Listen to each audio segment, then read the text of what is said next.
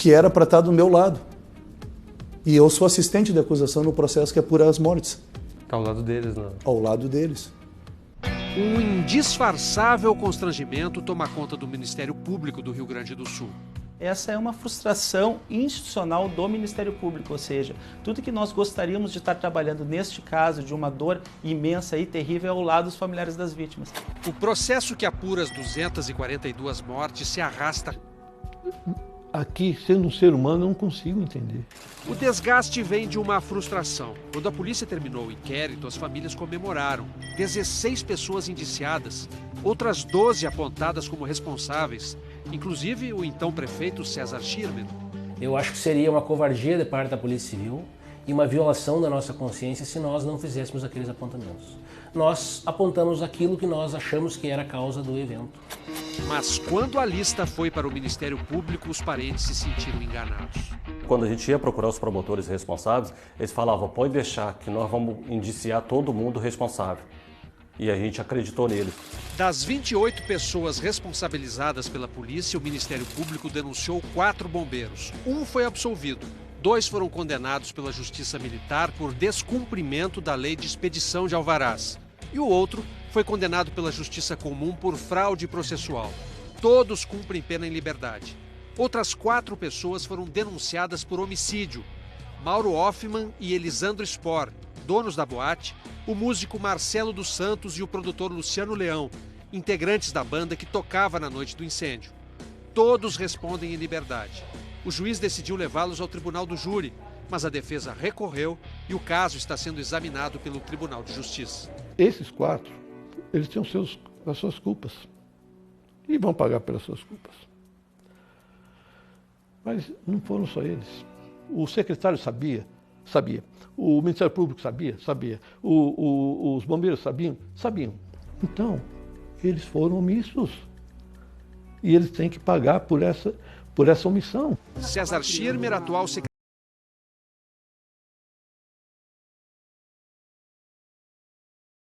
mas disse que a prefeitura não pode ser responsabilizada porque alvará de incêndio é atribuição exclusiva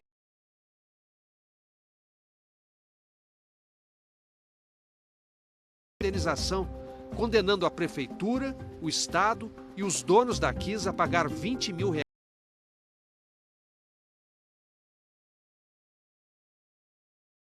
O prédio, que na época a boate alugava, ele abre a Kiss para o Fantástico. Diz que tem necessidade de vir aqui para entender. A gente fica até meio perdido cada vez que vem aqui, porque é um verdadeiro labirinto isso aqui, né? Cozinha, nenhuma janela aqui. Tem um exaustor aqui atrás. Isso. Mas janela mesmo, nenhuma.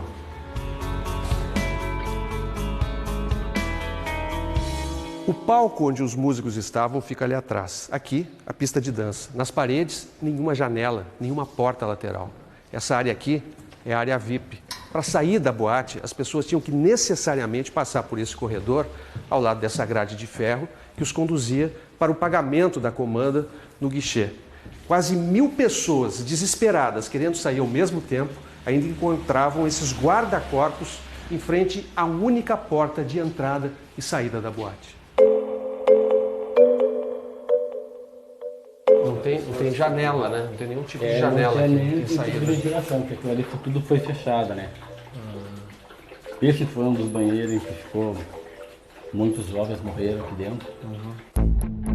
Aqui também um grupo grande de pessoas ficaram aqui também, perderam a vida aqui dentro, né?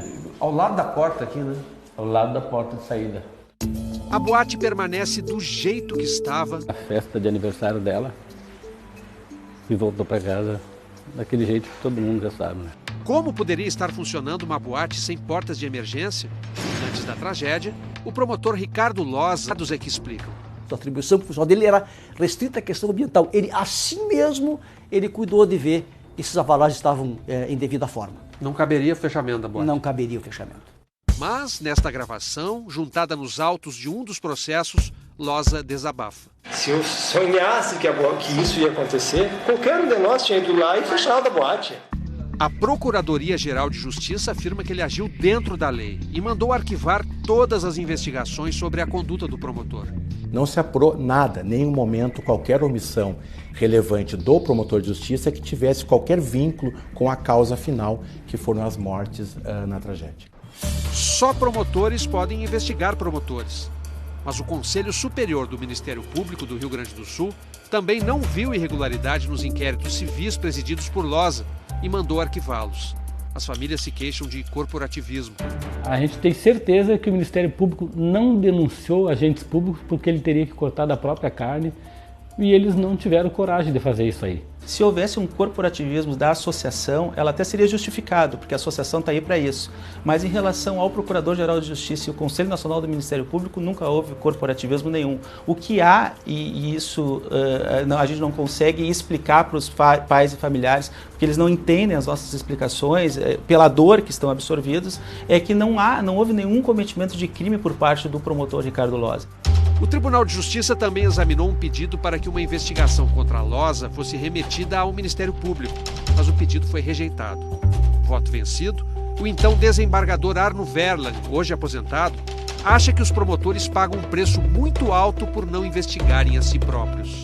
Se o Ministério Público entende que não há crime, não há o que fazer. O judiciário tem que ficar quieto, simplesmente homologar. Mas eu entendia que deveria haver a investigação. Para quê? Para que ele não se fragilizasse. Porque no momento em que o Ministério Público foi a única autoridade não investigada, os demais todos foram investigados, o Ministério Público ficou fragilizado para voltar-se contra os demais responsáveis. A Associação dos Familiares protestou fixando cartazes pela cidade com a foto do prefeito e do promotor e a troca de ofícios sobre um alvará vencido. O Ministério Público é interessante que ele troca ofícios com o prefeito responde no nome do prefeito, e aí no fim do jogo, nem o Ministério Público nem o prefeito se esclarecem. Foi então que o promotor entrou na justiça contra o presidente da associação, Sérgio da Silva, e contra Flávio, que é vice-presidente. 2 dos melhores advogados de Porto Alegre representam Losa. Não se autoriza tudo a qualquer pessoa. Tem que se pôr o limite, e esse limite, na compreensão do Dr. Losa, na questão dos cartazes, infelizmente acabou atingido. Os cartazes foram retirados por ordem da Justiça e os pais respondem a um processo de calúnia e difamação. Ele foi muito gravemente ofendido. Imagine você, a fotografia, o rosto inteiro num cartaz, atribuindo a ele a culpa por um acontecimento que mexeu com o mundo todo. Vamos trocar isso. Eu fico com a tua cara, bota a minha cara em todos os jornais e me dá meu filho de volta. Paulo Carvalho, que perdeu o filho no incêndio, também está sendo processado por causa dos artigos que publicou no jornal Diário de Santa Maria. Ele acusa os promotores Maurício Trevisan e Joel Dutra de omissão por mandarem arquivar os indiciamentos contra agentes da prefeitura. Por que os promotores Joel Dutra e Maurício Trevisan entraram na justiça contra Paulo Carvalho? Essa foi a última medida e a mais dolorosa depois de esgotada todas as tentativas de conciliação. A razão da medida é uma só, é parar com as ofensas pessoais que os colegas estão sofrendo em Santa Maria. O procurador-geral à época respondeu no mesmo jornal dizendo que respeita a dor dos pais, mas que eles usam os filhos como escudo para ofender. Aí, por favor, que eles não digam mais isso. Nós entendemos a dor dos pais, nós sabemos a dor dos pais, eles não sabem. Eles não conseguem dimensionar o que é isso. Marta perdeu o filho na tragédia. Ela é a 4ª processada por calúnia e difamação por causa deste artigo, em que ela diz quem era o advogado da boate antes do incêndio. Que esse advogado, sem citar o nome, eu disse, ele é filho de um promotor que se aposentou. O promotor aposentado João Marcos Adé Castro e o filho dele, Ricardo Castro, advogado de um dos donos da Kiss antes da tragédia, viram insinuação ofensiva no artigo e processaram Marta.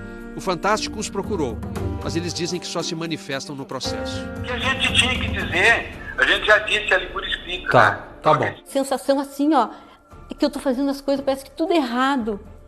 Que eu não tenho mais que buscar nada, que eu não tenho mais que questionar nada, que eu não tenho mais que tentar saber o porquê. Para o advogado do Movimento Nacional de Direitos Humanos, Ariel de Castro Alves, falta apurar a responsabilidade do Ministério Público.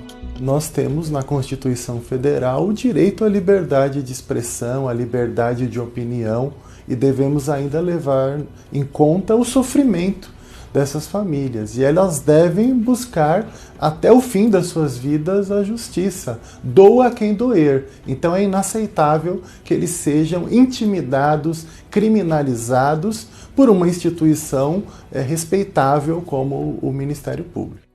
A Associação dos Familiares já encaminhou à Procuradoria-Geral da República um pedido de federalização do caso Kiss, ou seja, para que o processo saia da esfera da Justiça do Rio Grande do Sul e seja julgado por um juiz federal.